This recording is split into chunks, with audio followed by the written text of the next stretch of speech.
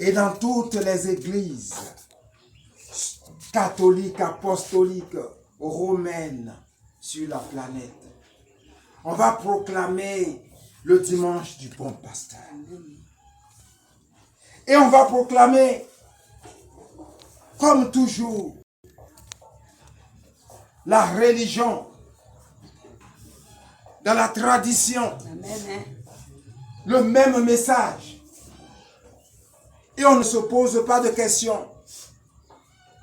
Comme le jour se lève, et ensuite vient la nuit, et les jours passent, et les semaines passent, et les mois passent, et les années passent.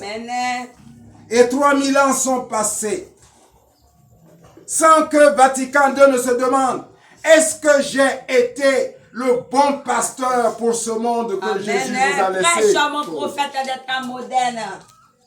Alors pourquoi est-ce qu'il y a tant de guerres? Pourquoi est-ce que la dignité humaine est si méprisée?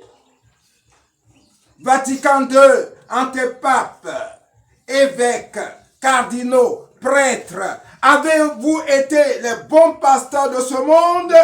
Ou alors avez-vous été de simples loups qui se sont enfuis quand le lion est venu sur le troupeau? Amen.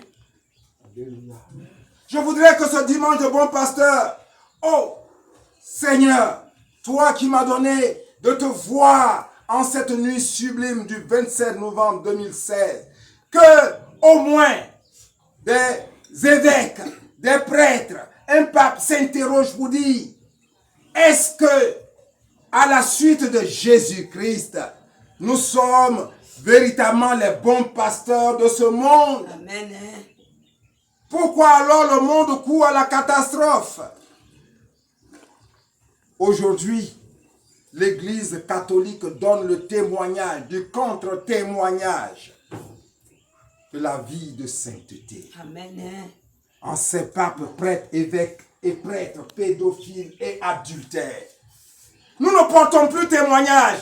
Vatican II, la culture occidentale a perverti le message du Seigneur. Amen. Oui. En ce temps-là,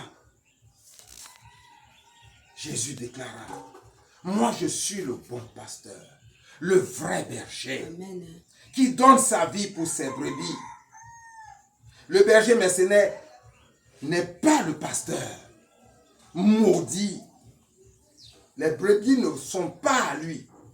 S'il voit venir le loup, il abandonne les brebis et s'enfuit.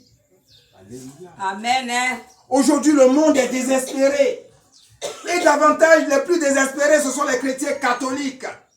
Oh, dans les villages. Oui, quand on se trouve dans les villes, on parle.